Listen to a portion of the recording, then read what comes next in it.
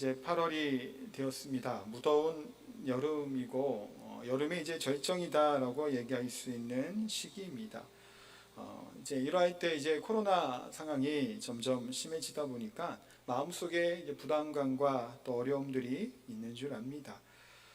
작년 이맘때만 해도 이제 올해가 지나면 괜찮을 것이다 생각을 했지만 또 그 다음 해가 된 올해에도 여전히 지금 이와 같은 어려움이 있습니다. 제주도에도 확진자 수 계속해서 늘어나고 있지요. 또 관광객들이 많이 찾는다라고 하는 이제 기사도 옵니다. 근데 또 한편으로는 제주가 관광객들이 없으면 뭐 어떻게 될까라는 생각도 들죠. 왜냐하면 관광으로 많은 그런 업에 종사하는 분들이 많기 때문에 또 정말 관광객들이 아주 안 오면 아마 제주 경제가 더 어려울 거라는 생각도 합니다. 그러니까 필요하면서도 또 한편으로는 또 걱정이 되고 좀 심리적으로 위축되는 것들 또한 있음을 봅니다. 교회에서도 여름 사역하는 것이 쉽지가 않죠. 좀 교회 수도권에 있는 교회들은 대부분 다 이제 4단계다 보니까 비대면으로 진행되고 있고 또 여러 가지 어려움이 있다는 얘기를 듣습니다. 저희도 이제 토요일 주일에서 조금 그나마 예년보다 좀 소극적이지만 좀 해보려고 했다가 그것이 안 돼서 또 이렇게 주일을 이용해서 이렇게 부서별로 여름 사역을 이렇게 준비하고 있고 진행 중에 있습니다. 일단 이거 위해서 많이 기도해 주시고 무더운 여름에 하여튼 낙심하지 마시고 또 오늘 귀한 또 찬양 또 중창단 불러주셨는데 하나님의 힘과 능력으로 하여튼 강건해지시기를 소망합니다. 우리가 지난주 말씀을 본 것처럼 하나님께서는 여호수아에게 강하고 담대하라 라고 말씀합니다. 두려워하지 말라, 놀라지 말라, 내가 너와 함께한다 라고 말씀하셨죠. 우리가 신앙을 갖고 있는다고 할 때 우리 지난주 여호수아도 마찬가지고 저희들도 마찬가지고 우리의 믿음, 신앙의 정도를 어떻게 우리가 알 수 있을까요? 믿음이 어떤지를 알려면 뭐가 필요한가요? 평탄할 때는 내 신앙과 믿음이 좋은지 모릅니다. 그냥 다 좋습니다. 아무 일 없을 때는 뭐 이 사람이나 저 사람이나 나나 너나 할 것 없이 싹 다 좋죠. 그런데 고난이 오게 될 때 우리들의 신앙과 모습이 그대로 나타나는 겁니다. 이 사람의 그 사람의 신앙, 그 사람의 인격, 그 사람의 그 모습들을 보기 위해서는 어떻게 하면 될까요? 같이 살아보면 알죠. 우리 가정 안에서 우리 한 식구들 너무나 잘 압니다. 서로의 속속들이 다 알죠. 그래서 고난에 대한 반응이 어떻게 나타나에 따라 나의 수준이 결정이 된다. 그걸 알 수 있다라고도 이야기를 합니다. 고난할 때 우리가 불평과 불만, 원망을 한다면 왜 그럴까요? 환경이 어려워서 이렇게 불만, 불평이 나오게 될까요? 아니 어떤 면에서는 그게 환경 때문이라기보다는 하나님을 믿고 하나님의 섭리를 믿는 것, 신뢰하는 마음이 있다면 우리가 조금 어려울지라도 낙심하지 않죠. 좌절하지 않고 불평과 원망을 하지 않을 겁니다. 그래서 어찌 보면 어려운 이 시기를 보내는 이때에 우리들의 믿음이 어떠한지를 돌아볼 수 있는 시간이 되는 줄 압니다. 다시 본문으로 돌아가면 오늘 말씀은 지난주에 이어서 12절부터 보도록 할 텐데 여호수아는 또한 각 이스라엘 백성들은 가나안 땅을 목전에 두고 있습니다. 이제 들어가기만 하면 되죠. 얼마나 조금 이제 두근거리고 설레이고 또 그러면 긴장도 되고 뭐 그 심정 우리가 사실은 좀 이해할 수는 없겠으나 어느 정도 짐작은 할 수 있죠. 가슴 벅찬 일이 시작됩니다. 근데 여호수아 입장에서는 차라리 2인자로 모세가 살아있은 가운데 그냥 가나안 땅에 들어가는 것이 더 좋았을 겁니다. 그냥 모세가 지시하고 시키는 대로 앞장서서 이제 이스라엘 백성을 이끌면 되잖아요. 그런데 이제 모세는 죽고 여호수아는 지도자가 되어서 이들을 이끌고 들어가야 됩니다. 여호수아는 모세의 옆에서 모든 상황을 보았던 사람이죠. 그래서 우리가 또 얘기한 것처럼 이적도 봤습니다. 하나님의 놀라운 일들도 모세 옆에서 다 경험했어요. 하나님의 영광이 시내산에 임하게 될 때도 그 근처에 다 있었습니다. 그랬던 여호수아인데 그렇기에 또한 반대로 뭐가 있을까요? 영광 가운데 기적만을 본 것이 아니죠. 백성들이 얼마나 모세를 원망하고 불평했는지 그것 또한 여호수아는 가까이에서 봤습니다. 그런 능력의 사람이었고 그렇게 하나님과 같은 위대한 지도자였던 모세가 이들을 이끌었음에도 불구하고 돌로 쳐 죽이려고 합니다. 이 모세를. 온유함과 긍휼로 되었던 이 모세를 죽이려고 하고 또 반역을 일삼으려고 했던 그 사람들이 누군가요? 이스라엘 백성이에요. 그것을 또한 모세와는 가까이서 보았던 겁니다. 능력과 기적들, 이적들만 본 것이 아니죠. 부정적인 것도 동일하게 본 것이 바로 여호수아예요. 또한 요단강을 이제 건너야 됩니다. 건너면 뭐가 있나요? 여리고성이 기다리고 있고 수많은 전쟁을 치러야 됩니다. 그런 심정 가운데 하나님께서 뭐라고 말씀하신 건가요? 두려워하지 말라, 놀라지 말라. 내가 너와 함께 하겠다. 모세와 함께 한 것처럼 내가 너와 함께 하겠다. 이 율법책을, 이 말씀을 묵상하고 자로나 우로나 치우치지 말아라. 내가 형통할 것이다. 내가 평탄하게 될 것이다. 그 얘기는 요단강을 건넌 이 가나안 전쟁에서 승리하게 할 것이다 라고 하나님이 말씀해 주셨습니다. 이제 여호수아는 하나님 앞에 이 부름을 받고 이제 다시금 일어나서 요단강을 건너기 위해 전쟁을 준비하기 위해서 몇 가지를 준비하게 됩니다. 첫 번째 준비한 것은 무엇이었을까요? 전쟁을 준비하게 합니다. 11절에 보니까 그 백성에게 명령을 이르기를 양식을 준비하라 라고 이야기를 합니다. 양식을 준비한다는 것은 물론 그대로 그 음식 먹을 것, 전쟁 군량미를 준비하라는 것도 있겠지만 또 뭘까요? 이제 3일 후에는 요단을 건넌다라는 거예요. 이젠 전쟁이 코앞에 왔으니 마음을 다지고 준비하고 필요한 전쟁에 필요한 것들을 준비하고 예비할 것에 대해서 이야기를 하고 있습니다. 우리 또한 무엇은 하나님의 일을 이루고 하기 위해선 필요한 것이 무엇일까요? 씨를 뿌릴 수 있어야 되겠죠. 열매를 맺기 위해서는, 그러니까 이스라엘 백성들이 가나안 땅이라고 하는 어쩌면 젖과 꿀이 흐르는 땅을 점령하고 거기에 다스리고 들어가기 위해서는, 정착하기 위해서 필요한 것은 뭔가요? 씨를 뿌리고 준비하고 예비하는 것이 필요합니다. 지혜로운 사람은 씨 뿌리는 것을 준비하는 사람이라고 이야기를 합니다. 또한 그 열매를 바라보며 이것을 가꾸는 사람이 지혜로운 사람다라고 이야기를 합니다. 시편 126편 5절 6절에 보면 이렇게 말씀하고 있습니다. 띄워주세요. 시편 126편 5절 6절 말씀입니다. 같이 읽겠습니다. 눈물을 흘리며 씨를 뿌리는 자는 기쁨으로 거두리로다. 울며 씨를 뿌리러 나가는 자는 반드시 기쁨으로 그 곡식단을 가지고 돌아오리로다. 아멘. 씨를 뿌리고 가꾸는 일 쉽지 않죠. 시편 기자는 그래서 뭐라고 얘기하네요? 눈물을 흘리며 울며 라고 이야기합니다. 그만큼 고되고 힘들다라는 겁니다. 제가 이렇게 농사를 많이 지어보지 않아서 모르겠습니다만, 농사를 짓고 씨를 뿌리고 그 가정들이 어떤가요? 굉장히 고되죠.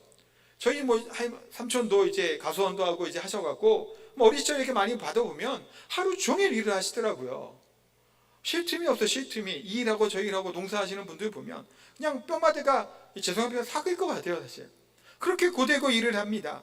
그러니까 그만큼 씨 뿌린다라는 것은 때를 놓치지 말아야 되죠. 정확한 때에 씨를 뿌려야 되고 무엇인가를 가지도 쳐야 되고 걸음도 뭔가를 해야 되잖아요. 그렇기 때문에 씨 뿌리고 준비하는 것, 눈물을 흘리고 울며 씨를 뿌리는 것처럼 그 같은 고되고 힘든 인내가 필요한 것이다 라고 성경은 말씀하고 있는 겁니다. 지금 우리가 생각보다 큰 관심은 없지만 올림픽이 아니죠. 예전 좀 코로나 때문에 그런지 아니면 지금 내년에 대선이 있어서 그렇고 여러 가지 이슈들이 있어서 그런지 올림픽에 대한 관심도가 좀 많이 떨어지는 느낌이 듭니다만 2020년 도쿄올림픽이 예정되어 있었습니다. 그런데 이제 작년에 코로나 때문에 올림픽을 개최하지 못하고 있다가 올해 이제 개막을 했습니다. 여러 가지 기사들이 나오죠. 또 이슈가 된 적도 있습니다. 모 방송국에서는 선수단을 소개할 때 이상한 사진과 그런 소개를 했다가 좀 무리를 일으키고 세계적으로 사실 조금 망신을 당하는 일도 있었습니다. 근데 제가 볼 때는 올림픽 전에는 나가야 되냐 말아야 되냐 그런 정치적으로 그런 말들이 있었지만 잘 된 것 같습니다. 안 했으면 이 선수들이 어땠을까요? 지금 5년 동안 준비했잖아요. 올림픽을 위해서 대표로 선출된 다음에 그 과정이 얼마나 사실은 울며 씨를 뿌렸을까요? 피땀 흘려 준비했던 것이 그래도 메달을 따든 못 따든 등수가 얼마나 성과를 떠나서 최선을 다해서 본인들이 준비하는 과정들을 펼칠 수 있는 기회가 되는 것이 올림픽이기 때문에 참 다행이다라는 생각을 해보게 됩니다. 그래서 올림픽에서는 선수들에게 기대하는 것들이 있죠. 우리 국민들은 무슨 메달을 기대하나요? 금메달을 좀 많이 기대를 합니다. 그랬다가 한번 또 구소에서 온 적이 있었습니다만, 또 얼마 전에 여자 유도 이제 동메달 결정전을 제가 본 적이 있어요. 우리나라 선수도 있고는 아니고 프랑스 선수가 결국은 이겨서 메달을 땄어요. 근데 이 프랑스 선수가 뭐 엉엉 우는 거예요. 왜 울까요? 또 어떤 우리 이런 생각을 하잖아요. 동메달 딴 거예요. 아이, 겨우 동메달. 그런 생각들이 은연중에 우리 가운데 사실은 있죠. 이 동메달도 얼마나 사실 귀하고 값진 건가요? 사실 메달을 못 따도 그만큼 땀을 흘리고 노력한 그 소중한 가치잖아요. 1회전에 1라운드에 떨어졌을지라도 그 준비하는 과정은 얼마나 아름다운가요, 사실. 그것을 평화에서도 안 되죠. 물론 기왕이면 금메달이면 좋을 거라고 생각을 할 겁니다. 근데 겨우가 아니죠. 피땀 흘려 뼈를 깎는 훈련이 반복이라는 겁니다. 모든 사람이 다 메달을 따지는 못해요, 올림픽에. 그러나 같이 똑같이 동일한 것이 한 가지 있어요. 그 출전하는 모든 사람들이 다 땀을 흘리고 애쓰고 정말 울며 씨를 뿌렸던 사람들이 바로 올림픽에 출전한 선수들이 아닌가라는 생각들을 해보게 됩니다. 그러니 동메달이든 어떤 메달이든 그게 감격스럽고 기쁜 겁니다. 이처럼 하나님의 일들을 준비하기 위해서는 이와 같은 준비하고 이렇게 눈물을 흘리며 애쓰고 하는 것들이 필요하다는 것을 우리가 보게 됩니다. 또 다른 하나는 뭘까요? 양식을 준비해서 갈 준비를 합니다. 무기를 점검하겠죠. 전쟁을 해야 되니까. 그 다음에 필요한 것은 그 눈앞에 있는 것을 극복하기 위해 전술을 짜고 나름 누가 앞장서고 나아가는 것들 또한 잘 이제 지렇게 준비를 해놔야 됩니다. 이제 얼마 있으면 들어가게 되나요? 사흘만 있으면 3일 남았습니다. 그러기 위해서 이들에게 필요한 것은 뭘까요? 이제 조직을 정비하고 나아가는 거예요. 누가 앞장설 것이고 어떻게 할 것인지를 다 전략과 전술을 짜는 것이 필요하게 됩니다. 그런데 이스라엘 백성들에게도 요단만을 건너는 것으로 끝나는 것이 아니죠. 요단강을 건너면 뭐가 기다리고 있나요? 여리고성이 기다립니다. 여리고성은 큰 성이라고 성경이 얘기할 만큼 뛰어넘기가 극복하기가 쉽지 않은 성이에요. 그리고 고대 시대의 전쟁이라는 것이 어떤가요? 성을 공성전해갖고 올라가서 점령하는 그게 어려워요. 바벨론이나 그런 나라 유다 쳐들어올 때도 예루살렘을 둘러싸갖고 고사시켜 죽었잖아요. 굶어 죽게 하고. 그런 전술을 많이 쓰게 됩니다. 그런데 지금 가나안 땅에 점령 그렇게 해야 되나요?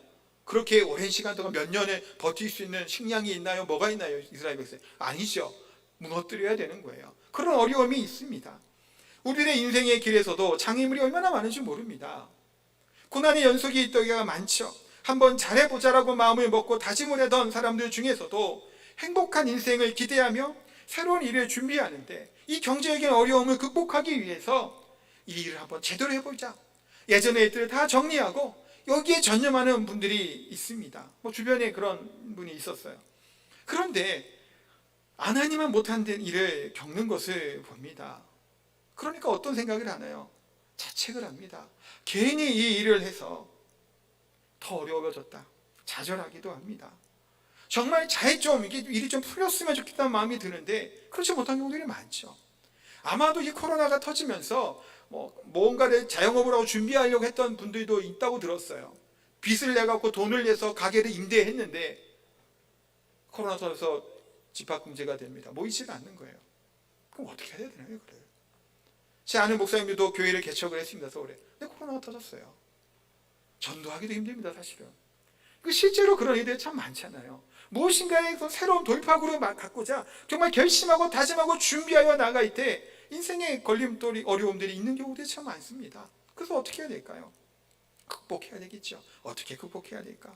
하나님은 여호수아에게는 뭐라고 말씀하시는 건가요? 강하고 담대하라, 내가 너와 함께 하겠다라고 말씀합니다. 그 하나님께서 하나님의 여호수아가 하나님 주신 말씀을 가지고 이제 그것을 준비하는 과정 가운데 새 지파를 부릅니다. 12절 13절 내용이에요. 제가 읽겠습니다. 여호수아가 또 루벤 지파와 갓 지파와 므낫세 반 지파에게 말하여 이르되 여호와의 종 모세가 너희에게 명령하여 이르기를 너희의 하나님 여호와께서 너희에게 안식을 주시며 이 땅을 너희에게 주리라고 하였나니 너희는 그 말을 기억하라. 이 얘기를 합니다. 좀 빨리 가서 죄송합니다. 시간이 많지가 않아서 여호수아가 루벤, 갓, 므낫세 반 지파는 말 그대로 반이에요. 절반이란 얘기예요. 므낫세 지파는 두 개로 나눠서 이제 이렇게 뭉씩 달라지게 되는데 므낫세 반 여기도 반입니다. 이 모세와 맺은 이 약속, 이것을 기억하라는 겁니다. 이게 뭔 얘기일까요? 민수기 32장 말씀에 보면 루벤과 갓 지파가 요단강을 건너지 않게 해달라고 모세에게 부탁을 합니다. 그러니까 이 두 지파는 다른 지파에 비해서 가축의 수가 많았어요. 그래서 요단 동쪽은 가축을 기르기에 적합했거든요. 그리고 이미 그 땅은 정복한 땅이에요. 그래 그 땅을 우리에게 달라라고 이제 요청을 한 거예요. 그 얘기를 들었던 모세가 화를 내죠. 왜 화를 내는가요? 지금 전쟁을 해야 되고 요단을 건너서 그 땅을 점령해야 되는 그것을 코앞에 두고 안 가겠다라고 하는 의미와 다를 바가 없거든요. 그냥 우리가 이긴 이 땅을 우리가 가지겠다고 하니 이건 뭐 사기를 추락시키는 일이잖아요. 그것은 있어서는 안 되는 일이라고 굉장히 책망을 하는 얘기가 합니다. 그때 그들이 모세와 맺은 약속을 하나 하는데, 가나안 전쟁을 할 때 우리가 함께 가겠다 뿐만 아니라 요단 서쪽 땅을 정복해도 우리가 싸우고 나아가겠으나 그 땅에 대한 우리가 분깃을 주장하지 않겠다. 내가 피를 흘렸으니까 이 땅은 우리에게 달라 요구하지 않겠다.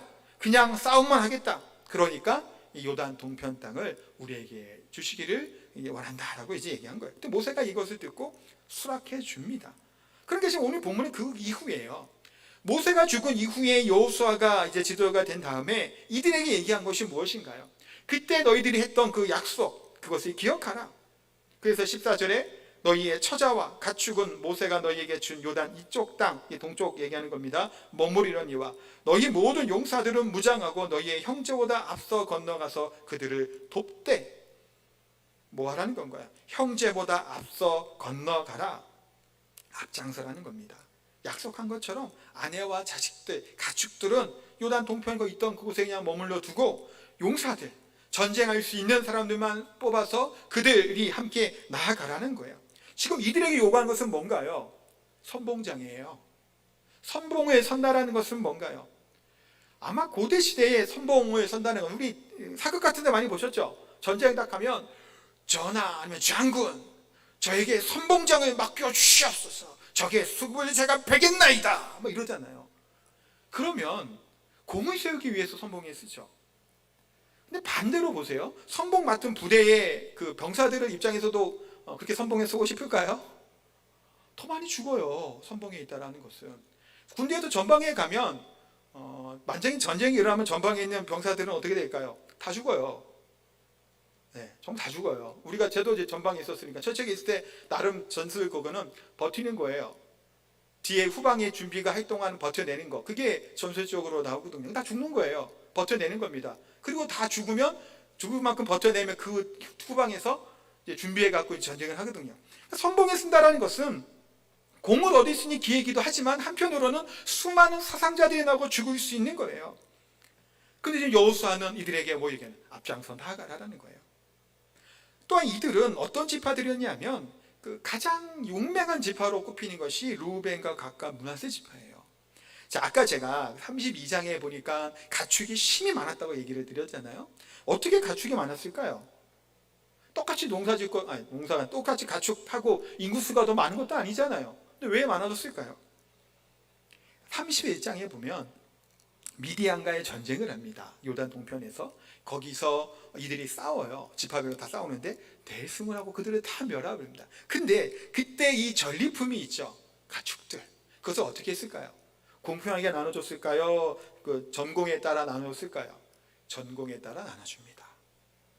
잘 싸운 지파에게 더 많이 준 거예요. 그리고 32장 1절이 시작하는 게 뭐냐면 르우벤과 갓 지파는 힘이 많았더라 라는 이야기를 시작을 하는 거예요. 그러니까 르우벤과 갓 이 지파들은 전쟁에 능하고 용맹한 족속이었어요. 그러니 이랬던 지파가 많아진 겁니다. 가축이. 그러니까 전쟁에 승리하고 많은 전리품을 얻은 것은 좋았는데, 그런데 이것을 어떻게 통솔하고 이걸 먹여야 되잖아요. 가축들도. 그럴 것이 난감한 일인 거예요. 그러다 보니까 동쪽의 땅에 보니까 원래 그 미디안이 다스렸던 곳이니 넉넉하고 초장들이 있는 거예요. 이 가축들을 먹이면은 너무 좋은 거예요. 그러니 뭐라고 얘기한 거예요? 이 땅을 우리에게 달라라고 요청을 했던 겁니다. 근데 이들의 요구는 좀 이기적인 요구였죠. 자신들의 편리함과 편안함을 위해서 얘기했던 거기도 합니다. 이스라엘 전체의 좀 화합을 깨트리는 그런 행동이었어요. 그러나 모세의 책망을 듣고 이들은 앞장서기를 맹세하고 요단 동편 땅을 받게 됩니다. 여호수아가 이것을 얘기하면서 이 맹세를, 너희 약속한 것을 지켜라. 15절에 여호와께서 너희를 안식하게 하신 것 같이 너희의 형제들도 안식하며 그들도 너희 하나님 여호와께서 주시는 그 땅에 차지하기까지 하라. 그리고 너희는 너희 소유지 곧 여호와의 종 모세가 너희에게 준 요단 이쪽 해 돋는 곳으로 돌아와서 그것을 차지할지니라 라고 이야기를 합니다. 자, 그렇다면 이 15절 말씀에 보면 얼마나 싸우라고 요구하는 걸까요? 여리고 점령할 거 아니면 날짜를 정해놓은 걸까요? 그렇지 않아요. 끝날 때까지. 그러니까 처자들은 다 여기 동편을 내버려 두고 용사들, 전쟁할 사람들만 뽑아서 끝날 때까지 싸우라는 거예요. 도중에 돌아가면 안 된다는 것이고, 전쟁의 어느 부분만 맞는 것이 아니라 처음부터 앞장서고 선봉이 되고 앞장서가 끝까지 싸울 것에 대해서 얘기를 합니다. 그래서 노블리스 오블리제라고 하는 말이 있죠. 특권층은 누리는 그것만큼 사회적인 의무를 감당할 것에 대해서 얘기를 합니다. 이거 프랑스어로 귀족은 의무를 갖는다라는 의미를 갖는 그런 뜻이라고 해요. 그래서 부와 권력과 명성은 가진 사람은 사회적인 책임도 뒤따라야 되고 그것을 져야 된다라고 하는 의미로 노블리스 오블리제라고 하는 말을 이야기를 합니다. 그럼 이 두 지파가 가축은 많았지만 그래서 이 땅이 좋으니까 좀 가져간 거죠. 그럼 다른 지파는 뭐하고 그 일을 했을까요? 똑같이 가축칩니다. 르우벤 가지파가 이쪽 땅이 좋으면 다른 지파도 어떨까요? 좋아요. 똑같이. 그들도 그곳에서 있는 것이 더 좋습니다. 그런데 르우벤과 가까이 문화 지파는 반지파는 그곳을 먼저 갖게 됐죠. 어쩌면 건이 갖게 된 겁니다. 그들에게 요구할 수 있는 건 뭐예요? 책임을 지을 수 있는 것이 필요하다는 겁니다. 이 지파들이 이미 땅을 가졌기에 만약에 이기심에 빠져서 약속을 지키지 않았다면 이 공동체는 분열됐을 거고 이것은 망했을 겁니다. 그러나 이들은 그렇게 하지 않죠. 뭐라고 얘기하나요? 16절입니다. 16절 같이 한번 보겠습니다. 그들이 여호수아에게 대답하여 이르되 당신이 우리에게 명령하신 것을 우리가 다 행할 것이요 당신이 우리를 보내시는 곳에는 우리가 가리이다. 아멘. 순종합니다. 그런데 어떻게까지 순종할까요? 맹세하던 것처럼 순종할 뿐만이 아니라 더욱 적극적으로 어디든 가겠다. 보내시면 당신이 우리를 보내는 그곳에 어디든 가겠다. 불 가운데 가라면 거기로 가고 앞장서서 계속 싸우라고 가면 거기로 보내는 대로 나는 가겠다라는 겁니다.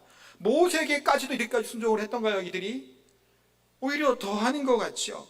이들은 이 지도자들, 이 백성들은 하나님께서 어떻게 여호수아에게 함께 하시는지를 보게 됩니다. 하나님이 세우신 리더에게 순종하는 것이 옳다라는 것을 깨닫게 된 겁니다.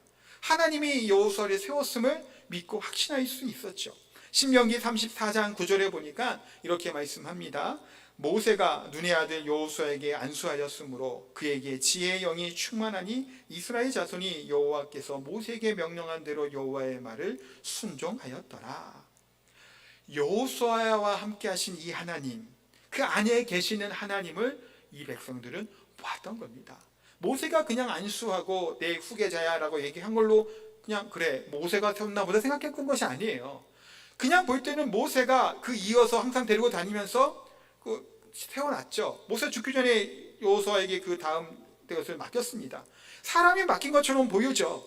그런데 실상 누가 세웠다라는 거예요? 하나님이 세웠다라는 사실을 이들은 믿었던 겁니다. 그러니까 여호수아 안에 계신 하나님을 보고 여호수아를 순종하는 것이 뭐라는 거예요? 하나님께 순종하는 것이라는 사실을 깨닫고 여호수아의 말에 순종하겠노라 라고 다짐을 한 겁니다. 그래서 그들은 약속대로 7년에서 8년 정도 되는 이 가나안 정복 전쟁 가운데 동참합니다. 끝까지 함께하고 아내와 자녀들을 떠나 가나안 땅에서 최선을 다했던 것이 이 두 지파 반의 모습인 줄 압니다.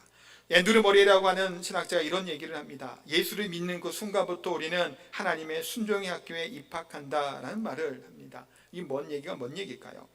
우리가 항상 배워야 될 것은 무엇이라는 건가요? 순종이라는 겁니다.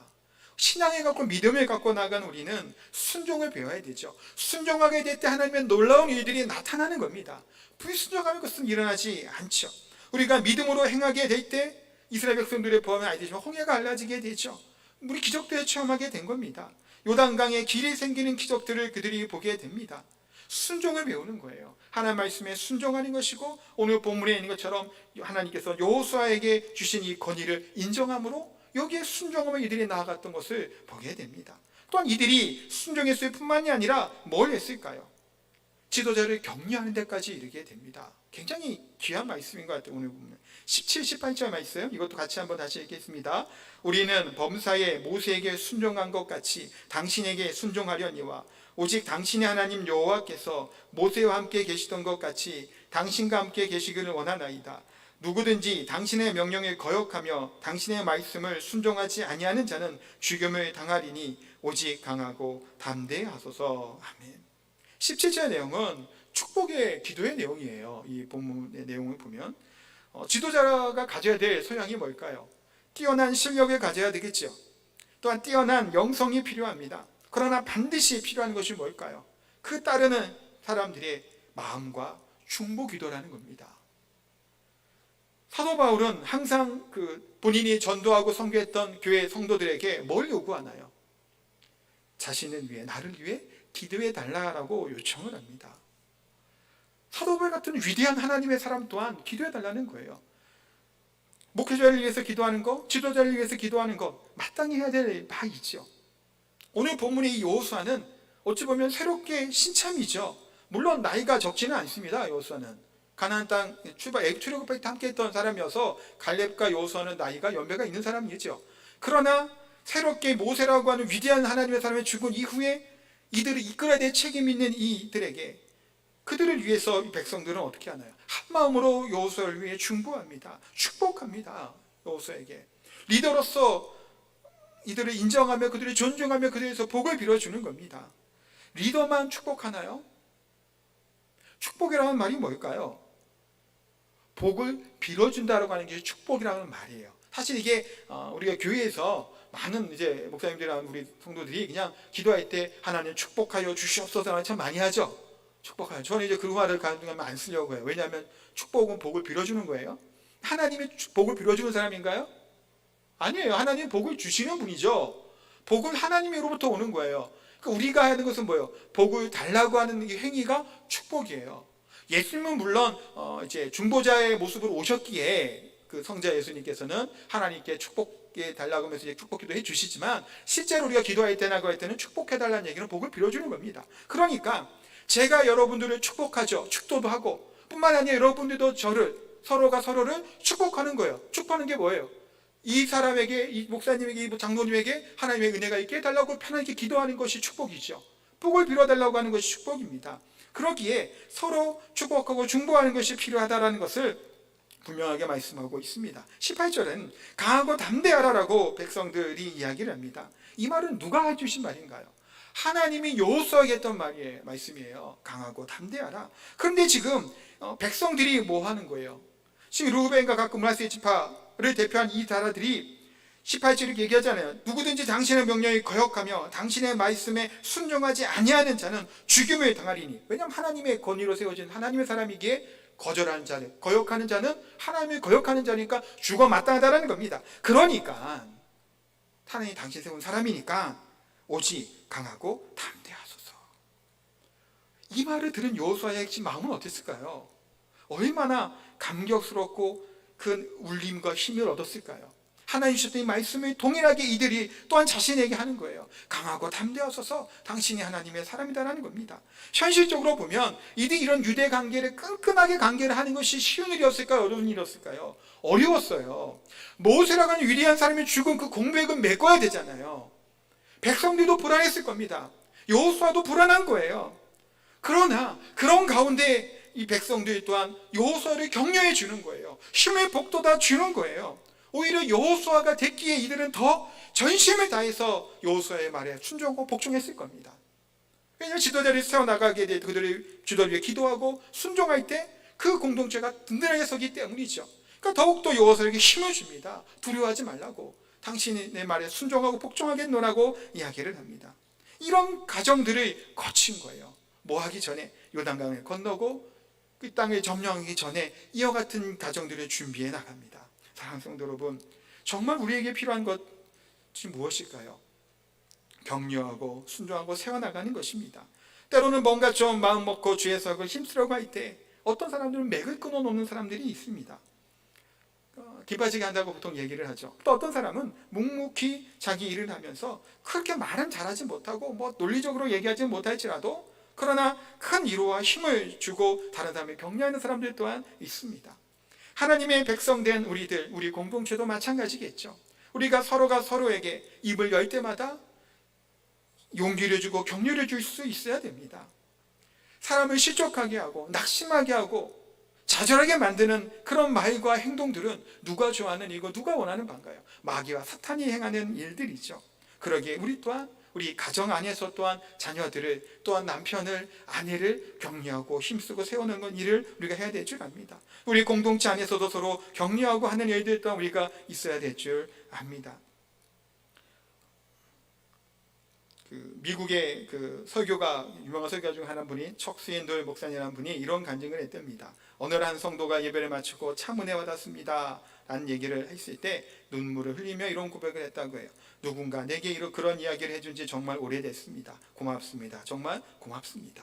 근데 이런 분이 설교를 평소에 은혜 못 받아서 얘기한 것은 아니죠. 항상 설교가 유명한 분이니까 잘 들었으니까 말을 안 한 거죠. 근데 어떠한 사람도 설교 잘하는 분도 마음에 그런 뭐라고 할까요? 좀 힘듦이 있고 낙심이 될 수 있다는 거예요. 그때 이 격려의 말 한마디가 큰 위로와 힘이 되었다라는 것을 이야기하고 있습니다. 사랑하는 성도 여러분, 두려움과 불안에 빠질 때가 있죠. 그럴 때 우리가 하나님 말씀 앞에 다시금 새로워야 될 줄 압니다. 오늘 본문의 이스라엘 공동체의 모습, 르우벤과 갓, 므낫세 반지파, 지도자였던 여호수아의 말에 순종하여 또한 모세와 하나님께 약속했던 것을 실행하겠다라고 다짐했던 이들의 모습을 봅니다. 하나님의 세우신 지도자에게 철저하게 순종했죠. 또 그러니까 함께 연합의 자리에 나아가게 된 것을 보게 됩니다. 서로 어렵고 긴장되는 이 시기에 순종과 격려로 여호수아의 리더십을 공고하게 다지는 계기를 또한 마련하게 됩니다.